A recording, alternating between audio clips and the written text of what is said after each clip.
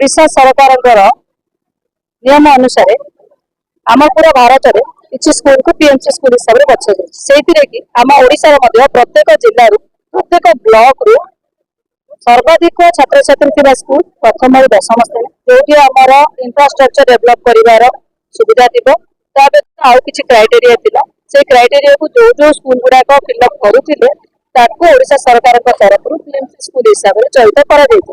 आमर कल्याण सिंहपुर ब्लॉक रो दुईटी school PMC school हिसाब से घोषित होती गोटे हूँ आमर पीएमसी जगन्नाथपुर हाईस्कूल आ गोटे हूँ श्रीपुर हाईस्कूल से हिसाब से आम विद्यालय भाग्य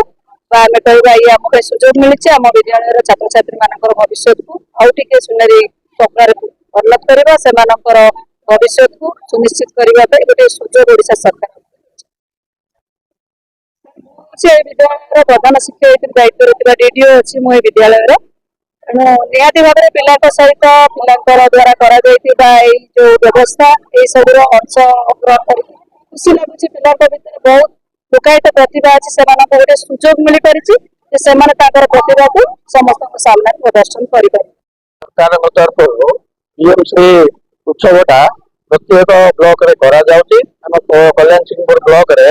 दुईटा हाईस्कूल चयन करा जायछि आज प्रथम थर जगन्नाथपुर हाईस्कूल रे पीएमसी उत्सवटा पालन होइछि एथरे पिलांकर तांकर भितरे कोन जिंस लोकालोचना करिया पे पिलांकर ज्ञान पाठ सहित कौशली जेमिति अछि सेगुड़ा से केमिति लोकार्पण करिवे तांकर ज्ञान रे से सब स्टॉल माध्यम रे पिला माने देखैछन्ति बहुत सुंदर भाव में आयोजन होइछि बहुत खुशी कथा सरकार गोटे प्रयास पिलांकर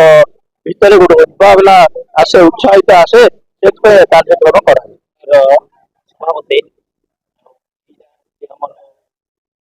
उत्सव 25-26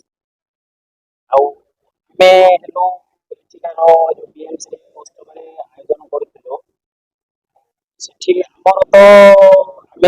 समस्त अतिथि को आम निमंत्रण करवा कथा आमको करतु न करतु आम निमंत्रण करवा आम निजक यहाँ अपमान जिन भावनी आम अतिथि मान को निमंत्रण जी आम द्वारा है आम से निमंत्रण हिसाब से सीढ़ी पालू बड़ जिस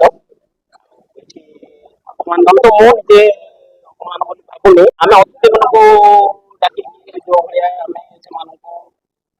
आमंत्रित कलु जो प्रोग्राम कलु सभापति कारण कौन कारण बेसी जिनस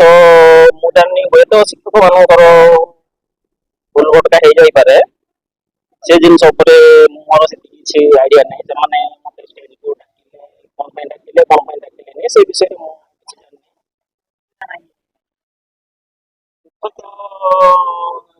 जगन्नाथपुर हाईस्कूल पीएमसी उत्सव 2025-26 आयोजन होता सरकारी कार्यक्रम सरकार रायगढ़ जिले में जगन्नाथपुर हाईस्कूल बाछि यहाँ डेवलपमेंट करने एवं छात्र छात्री जी पाठ पढ़ला पर उन्नति केमती हे तो लाइन जी सब शिक्षा ये स्कूल दिज्व तेणु आज अति सुंदर भाव में जो आयोजन करते आमको जी अतिथि थी समस्त को साग समाधान कर समस्त को आनंद आमको ये कार्यक्रम सुरखुर सर तेणु मो तरफ धन्यवाद।